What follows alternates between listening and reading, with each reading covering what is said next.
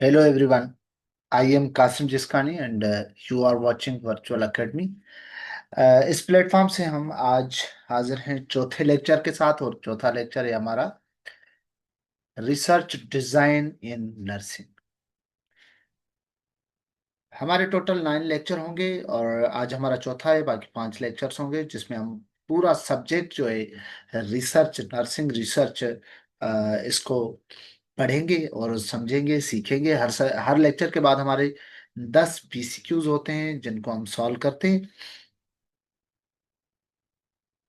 जो कि हमारे लिए हेल्पफुल होते हैं एग्जाम्स के लिए, सेमेस्टर एग्जाम्स के लिए, एंट्रेंस के लिए और कमीशन के एग्जाम्स के लिए।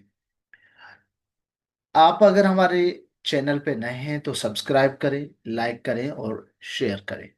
तो आज का जो रिसर्च डिजाइन इन नर्सिंग चौथा लेक्चर है, उसके जो ऑब्जेक्टिव्स होंगे उसमें हम पढ़ेंगे डिफाइन रिसर्च डिजाइन।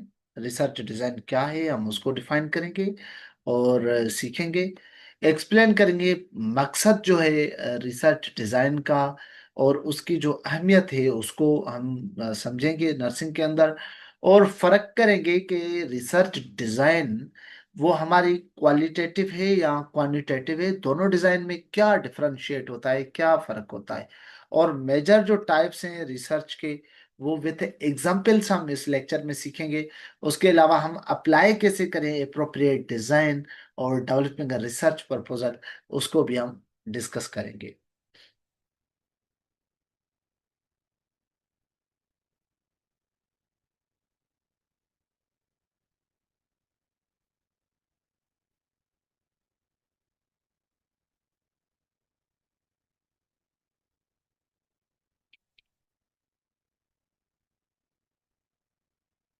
उसके लिए हम चलते हैं डेफिनेशन की तरफ, स्टार्टअप की तरफ, जिसमें हम रिसर्च डिजाइन की जो डेफिनेशन है उसको समझेंगे। तहकीक, रिसर्च को हम उर्दू में कहते हैं तहकीक, और ये जो तहकीक की डिजाइन है उससे मुराद है कि वो मजमूई मंसूबा बंदी या खाका जिसके मुताबिक तहकीक को तरतीब दिया जाता है। ये मुहक्किक को ये फैसला करने में मदद देता है कि कौन सा तरीका अख्तियार किया जाए, किस किस्म के डेटा की जरूरत होगी और डेटा कैसे जमा और तज्जिया किया जाए। ठीक है। तो डिजाइन ओवरऑल एक स्ट्रेटेजी है, गाइडलाइन है जिसमें हम जो डेटा कलेक्ट करें, इंटरप्रेट करें, एनालाइज करें उसको, और सिस्टमेटिक प्लान है कि हम कौन सी डिजाइन रिसर्च डिजाइन इस्तेमाल करते हैं, वो क्वालिटेटिव है क्वांटिटेटिव है। ठीक है। तो मकसद क्या होता है रिसर्च डिजाइन करने का, पर्पस क्या होता है कि इंश्योर करें that evidence obtained enables the researcher to effective address the research problem. जो हम बना रहे हैं एविडेंस रिसर्च करने के लिए, वो हमारे रिसर्च प्रॉब्लम, हमारे टॉपिक से रिलेटेड हो, और मिनिमाइज करें बियास को, मैक्सिमाइज करें रिलायबिलिटी को और वैलिडिटी को। अगर हमारी रिसर्च वैलिडिटी और रिलायबिलिटी नहीं है तो वो किसी काम की नहीं है। तो इसलिए इसका कोर मकसद एक ये भी होता है। और तीसरा मकसद होता है provide structural plan for data collection and analysis. हमारी डिजाइन पे होता है कि हम वो डेटा कैसे कलेक्ट करें और उसका स्ट्रक्चर प्लान कैसे होना चाहिए। ब्रॉड क्लासिफिकेशन में अगर हम देखें तो क्वालिटेटिव रिसर्च है एंड क्वांटिटेटिव रिसर्च है। क्वांटिटेटिव रिसर्च जो होती है वो बेस करती है न्यूमेरिकल डेटा पे, उस पे जो डेटा हम कलेक्ट करते हैं वो न्यूमेरिकल होता है, उसका स्ट्रक्चर ऑब्जेक्टिविटी पे मुबनी होती है, और स्टैटिकली एनालिसिस इसका करते हैं। तो इसमें कौन कौन सी आ जाती हैं डिजाइन क्वांटिटेटिव में? ये वो डिजाइन है जिनमें आदाद और शुमार पे इन्हिसार किया जाता है। ठीक है। सिंपल वर्ड्स में अगर देखें हम तो ये एक्सपेरिमेंटल रिसर्च हो सकती है, स्टडी, सर्वे हो सकती है इसमें, randomised control trial RCT, quasi experimental, true experimental, non experimental में अगर देखें तो डिस्क्रिप्टिव, कोरिलेटिव स्टडी और कंपैरेटिव स्टडी। और दूसरा जो टाइप है क्वालिटेटिव, जिसे हम कहते हैं मयारी तहकीक की डिजाइन, क्वालिटेटिव रिसर्च डिजाइन।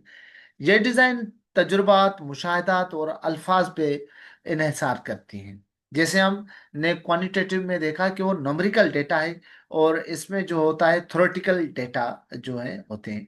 इसमें फिनोमेनोलॉजी मतलब किसी मजाहिरा को समझने के लिए, ग्राउंडेड थ्योरीज, किसी नए नजरिए की तश्कील के लिए, इथनोग्राफी, किसी सकाफत या कम्युनिटी का मुताला, किसी एक फर्द या ग्रुप का वाकया, तफसीली केस स्टडी जिसे आप कहें, ये हमारे केस में आते हैं क्वालिटेटिव रिसर्च में।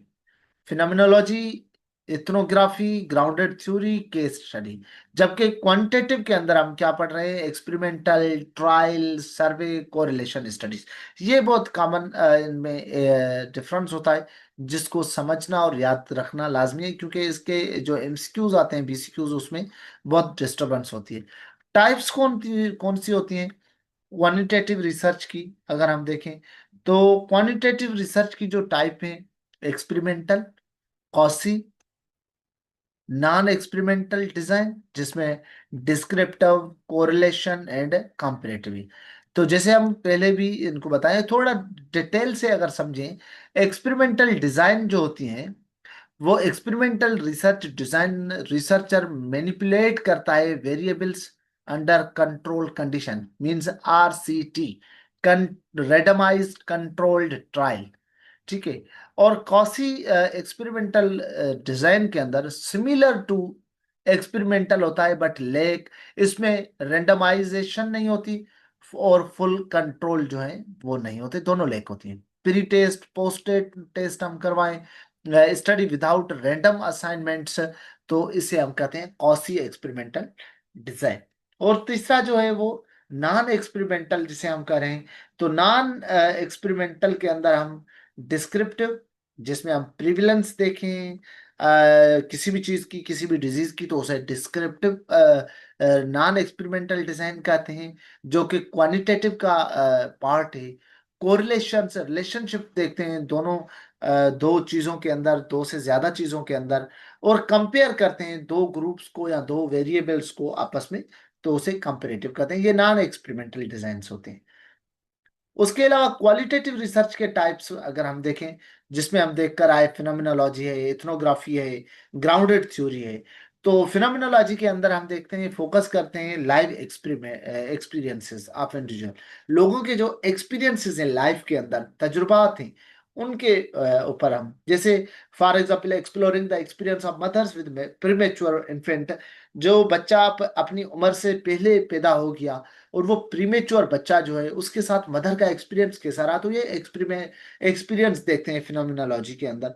इथनोग्राफी, कल्चरल पैटर्न्स को देखते हैं, पर्सपेक्टिव को देखते हैं, तो इसको हम कहते हैं इथनोग्राफी। ग्राउंडेड थ्योरीज को aims to generate theory from data, जो डेटा लिटरेचर रिव्यू के, दूसरी रिसर्च के मिलता है हमें, उससे जाकर हम अपनी एक रिसर्च जनरेट करें, थ्योरी जनरेट करें, तो उसे ग्राउंडेड थ्योरी कहते हैं। केस स्टडीज जो हैं, वो भी क्वालिटेटिव रिसर्च के अंदर हम करते हैं। डेप्थ एनालिसिस करते हैं हम उनका, केस का, ग्रुप्स का, कि पेशेंट की कॉम्प्लिकेशंस का। की consideration in selecting a design. अब ये की कंसिडरेशन से, कि हम वो डिजाइन सिलेक्ट कैसे करें, कि हमें कौन से डिजाइन यूज करना चाहिए, और उसके अंदर जो है वो डिजाइन जो हम इस्तेमाल करें, तो वो कौन सी होना चाहिए हमारे टॉपिक के रिलेटेड। रिसर्च प्रॉब्लम को और ऑब्जेक्टिव्स को देखकर हम डिजाइन को सिलेक्ट करते हैं। दूसरा फिजिबिलिटी, टाइम, रिसोर्सेज, पार्टिसिपेंट। ये बहुत इंपॉर्टेंट चीजें हैं डिजाइन को सेलेक्ट करने के लिए। इथिकल इश्यूज तो दोनों में अंदर आते हैं, क्वालिटेटिव हो या क्वांटिटेटिव, और वैलिडिटी और रिलायबिलिटी भी दोनों के। दो चीजों पे बहुत इन्हिसार करती है हमारी डिजाइन को सिलेक्ट करना, वो है रिसर्च प्रॉब्लम एंड ऑब्जेक्टिव्स, और दूसरा फिजिबिलिटी। फिजिबिलिटी के अंदर हम टाइम, रिसोर्सेज और पार्टिसिपेंट या सैंपल साइज को देखते हैं। इम्पोर्टेंस इन नर्सिंग रिसर्च, इस डिजाइन की जो है हमारी नर्सिंग के अंदर क्या इंपॉर्टेंस होती है? Guides systematic inquiry, provide credibility to finding, help in applying evidence based practice, जिसे हम एबीपी ईबीपी कहते हैं। तो समरी के अंदर सेम ही चीजें जो हम देख कर आए हैं, वो जो पढ़ के आए हैं वही है। उसके बाद हम जो है वो बुक्स जो हैं वो भी हम बार बार हर लेक्चर में बता रहे हैं, तो इस पे डिस्कस नहीं कर रहे।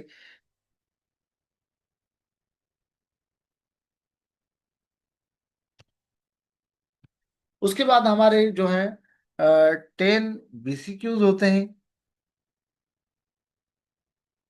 जो हम इनमें पढ़ते हैं।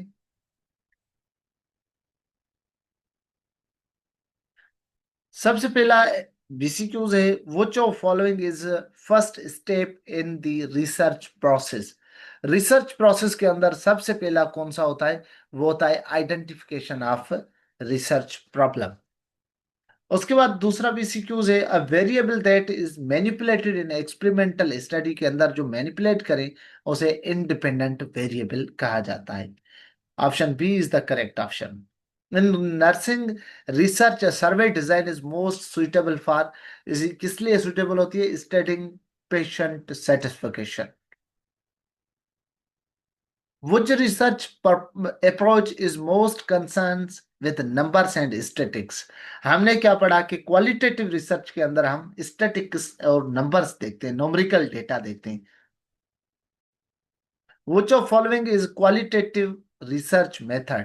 तो केस स्टडी जो हम कर रहे थे वो थ्योरेटिकली जो स्टडी कर रहे थे, सब्जेक्टिव स्टडी वो क्वालिटेटिव थी। Option B is the correct option. The purpose of plot study is, plot study का पर्पस क्या होता है? Test tool and feasibility. Option B is the correct option. In research methodology reliability refers to reliability, constancy of result पे depend करता है कि हमारे result कैसे हैं, फिजिबल हैं, वैलिड हैं, रिलायबल हैं या नहीं। Question number, main purpose of randomisation in research.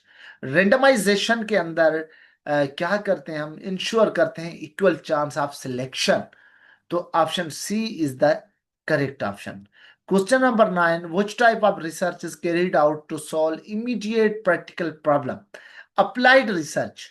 Applied research क्या करते हैं? हम अप्लाई कर सकते हैं जिसपे इमीडिएट एक्शन हम कर सकें। और लास्ट एमसीक्यूज है because, the blueprint or overall plan of research study is called research design. अगर आपसे एक सवाल आए ब्लूप्रिंट ओवरऑल प्लान, तो उसे हम कहते हैं रिसर्च डिजाइन।